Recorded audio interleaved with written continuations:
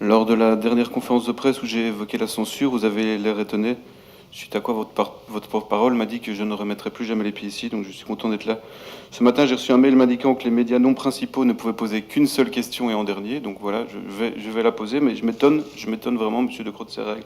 Alors le 27 novembre, je vous avais demandé une question pour laquelle je n'ai pas obtenu de réponse. Pouvez-vous chiffrer les coûts humains, socio-économiques de vos mesures Covid par rapport à leurs bénéfices? Je trouve que c'est important, vu maintenant ce que vont subir les Belges pendant un mois. Et je voudrais quand même ajouter que, d'un point de vue psychologique, les soins de santé, les psychiatries sont débordés. Et j'ai l'impression que ce qui se passe est gravissime. Voilà, merci.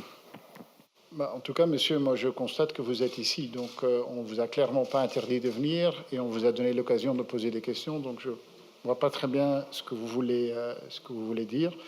Le coût, estimer un coût humain, c'est difficile, mais il y a quand même 22 000 personnes qui sont décédées à cause de Covid.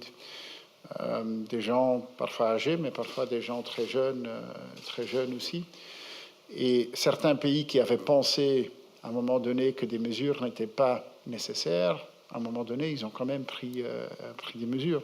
On fera l'analyse après de quel a été le coût global de la pandémie Covid et si les mesures qu'on a prises étaient les bonnes mesures ou pas. Mais faire l'évaluation maintenant en pleine crise, je pense que c'est un peu difficile. Mais la question que vous posez, c'est clairement une question qui sera répondue à un moment donné, ça c'est clair.